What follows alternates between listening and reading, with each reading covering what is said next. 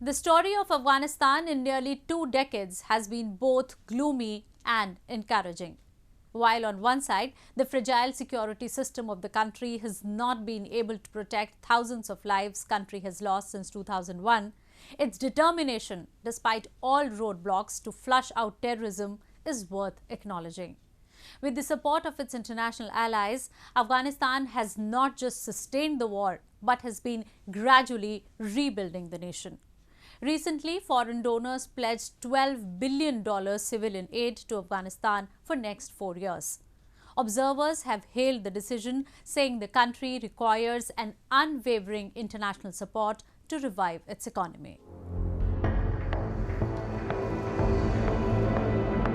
Foreign donors have pledged for a conditional $12 billion civil aid to Afghanistan amid positive hints emerging out of intra-Afghan peace talks in Doha.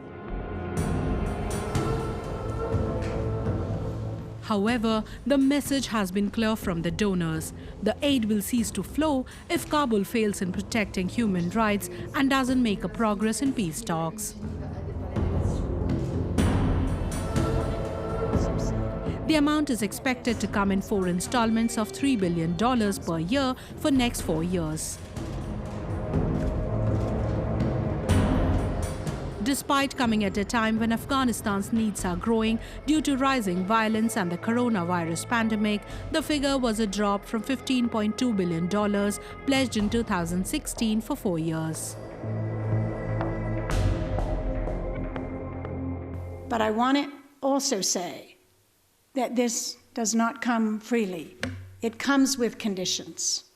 It comes with concerns that the violence must be reduced, that a ceasefire must be achieved, that the peace talks must progress and must demonstrate progress in a timely manner, accepting that peace negotiations are complex and are time-consuming, but progress must be shown. And also that the choices made in the peace talks may very well over time influence the ongoing commitment. Many donors also put strict conditions on future funding, and some officially committed for just the next year.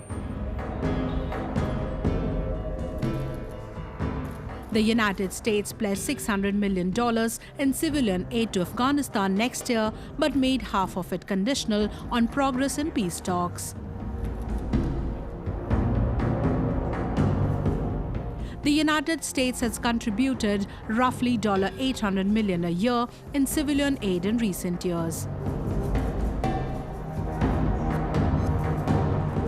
Another top donor, Germany, pledged around $511 million in 2021 and signaled it would keep contributing until 2024, but also stressed that progress towards ending almost 20 years of war was needed. Diplomats said keeping financing for Afghanistan on a tightest leash could provide foreign governments with some leverage to inject a greater sense of urgency into a halting peace process.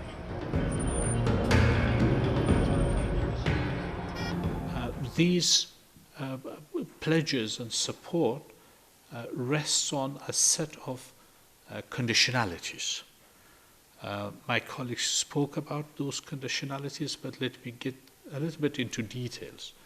There are 2 sets of conditionalities here, and the government of Afghanistan would like to be quite transparent about them, because it's our intention to meet those conditionalities. We owe it to our people, and we owe it to the international taxpayers and supporters of Afghanistan.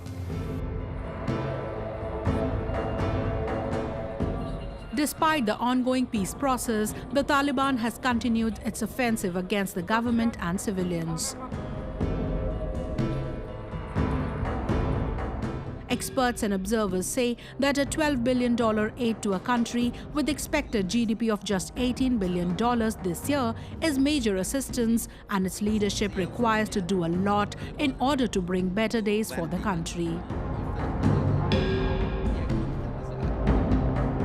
The government of Afghanistan, which refrained from dealing with the Taliban for a long time, has time and again said that it has carved out a deal with the Taliban, but its nuances have not been shared till date, and nobody in the outside world knows as to what is the real status of the process.